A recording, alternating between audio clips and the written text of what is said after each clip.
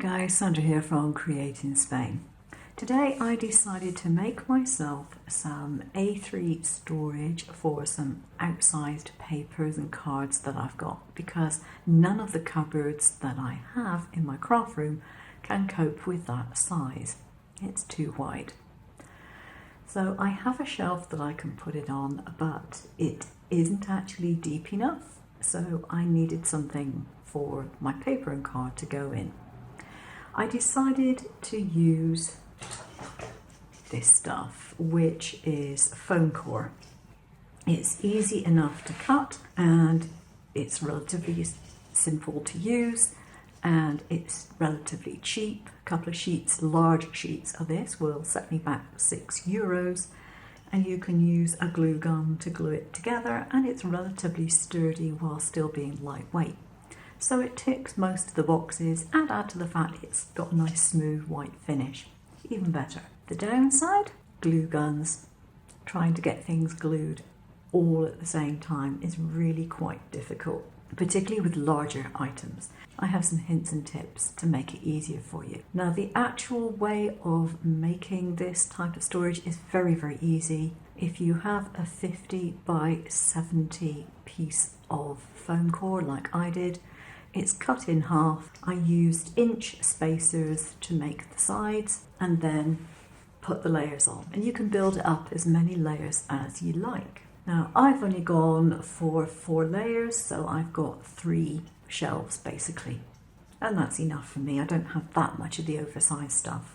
So some hints and tips for you. First off, you will need a pencil, and you should use a set square of some description to make sure your lines are going to be nicely angled, because if you don't, the chances are it will look straight, but it won't be when you go to put it together. Believe me, I speak from experience, having done it before. You will want a metal ruler in order to cut the foam core. You will also need a sharp craft knife.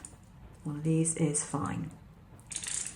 What I suggest that you do in order to cut this is to mark it up however it is that you want to mark it. And I'm just going to use a scrap piece here.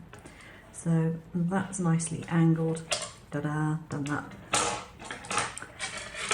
Then you want to get your ruler and you want to use your knife to cut it. Now, firstly, if you're going to be cutting anything of any size whatsoever and you're working on a desk, you are going to need to stand up. Trying to exert the amount of pressure that you need to exert from a sitting position, if it's a decent size object, is next to impossible to get it even. So you stand up and you do this with your knife directly vertical, not slanted that way, not slanted that way. It has to be vertical. Push down till it's hit through the paper, and solid pressure. And you can see I can't even do this amount from doing it on the desk because it moves. And then sat down. And then you should get a clean cut. Now, to cut the back of it, if it hasn't already cut through, and sometimes it will, sometimes it won't, fold it back on itself, push your ruler right the way into that gap, fold it down again, and then just do that. And you will end up with a nice clean cut. So that is the way to cut it easily. Right, next thing, glue guns. Do not use, unless you're making something small, do not use a small glue gun like this one. Use a full-size glue gun, because what will happen if you use a small one, again I speak from experience because I do prefer using the small ones, I have to confess. What will happen is that you will end up with your glue running out halfway through, most probably. You'll have to try and put a new glue stick in and press it and hold everything together and glue it all at the same time.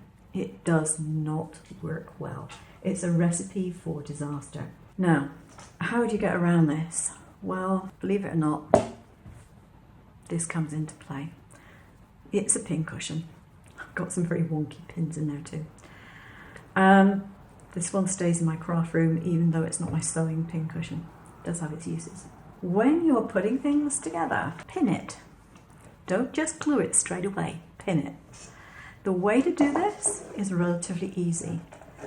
You put your pin through, and you need to have a pin. It can't be done with cocktail sticks. I did try it and it doesn't work. Cocktail sticks are not strong enough, not sharp enough. Put your pin through so that it's only just sticking out. Butt the two edges together and pin. Then you can push on the pins. You can put your glue in there, push that back down, remove pins when glue is set, or when it's at least starting to set, and you will have it lined up. If you don't do that, the chances are that between handling a glue gun and trying to hold pieces together, unless you're doing it with someone else, you are not going to get them lined up properly, and that was my mistake this morning. Yes, I got it done, but it doesn't look overly neat, and I will probably end up doing it again at some point because it will annoy me. But that is the method I worked out afterwards, typical, huh? To actually get things put together so that they are as intended, because you can simply pull your pins out, put your glue in and shut it up again, pull the pins out. Job done. The same goes for if you're putting a base on. Sometimes you'll be inclined to do that with a base.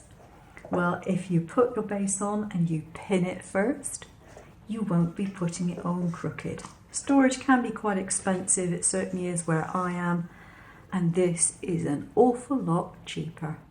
Thanks for watching, take care, see you soon, bye bye.